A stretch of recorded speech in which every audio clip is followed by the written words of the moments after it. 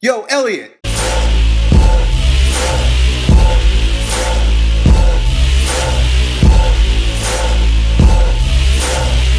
Our buddy, Oh Boy Oh Terror, wants to know why is it that, first of all, Elliot Hulse has brought this to his attention and he's a bit confused about it, but why is it that some guys with gigantic muscles have a tendency to tear their muscles? Now, I think you've got it a little bit misunderstood. It's not that the muscles tear so easily when you have big, giant, thick muscles, because that would be weird. If you have big, giant, thick muscles and you're tearing the actual muscles, that's rare. It doesn't happen very often. But what happens quite often is the tendons tear, right? And that's terrible. There's an old martial arts saying that it's better to break a bone than to tear a tendon, because that's where the muscle actually ties down into the bone. It anchors the muscle, and that anchor has a tendency to tear when muscles become overly developed in relation to the tendon, right? So really it's not that big, giant, strong muscles tear, because that, like you assert, it's a bit strange. And you're probably, you said you did a bunch of research and stuff. You searched my channel and you can't find the reason why, because you're searching the wrong shit. It's not about muscle tearing, it's about tendon tearing. The reason why tendons tear, I spoke about this in a video last week with about my brother-in-law who tore his pec after like yanking on a car door because his muscle was so big and overdeveloped but not functional. I've torn my bicep, and it's not that I tore the bicep, but it's the bicep tendon that actually tore, right? It's the anchor that anchors it to the bone that actually tears and tore on me. And a lot of other guys have experienced things like this, especially if you are using anabolic steroids, because the muscles grow really, really, really fast when you use anabolic steroids.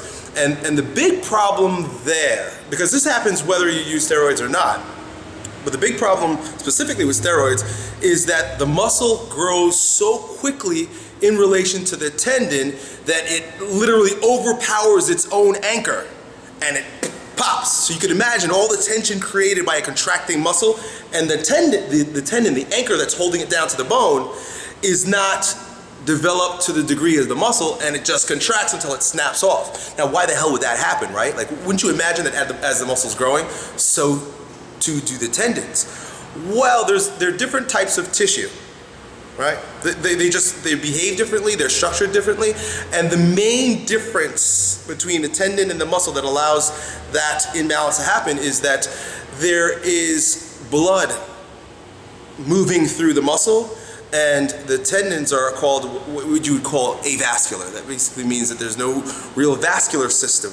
There might be a little bit, but it's not nearly as vascular as the muscle. The muscle is constantly being fed nourishment through the blood from the foods that you eat, right? So all the foods that you eat are being broken down by your digestive system. They make their way into your blood and they nourish your tissue, right? They bring blood sugar, they bring proteins, they bring vitamins, that brings all types of good stuff to build up the muscle. Now, if you could imagine that your vascular system are like roads, right? They're like roads, and the little nutrition packets, I'm making this shit up just so you can have a visual, are like trucks. And like the trucks come and they deposit nutrition to the muscle, and then they go back to the digestive system, they come back and now, if you've got an entire network of roads in your bicep, right, the actual muscle, but only one or two little dirt roads heading through your tendon, then it's just not going to get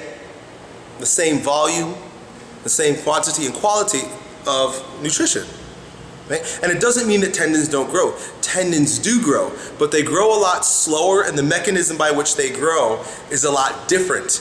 They need more time, they need heavier weights to grow. You can grow really big muscles with a lot of volume using lighter weights, but the tendons require, and the bones even, right?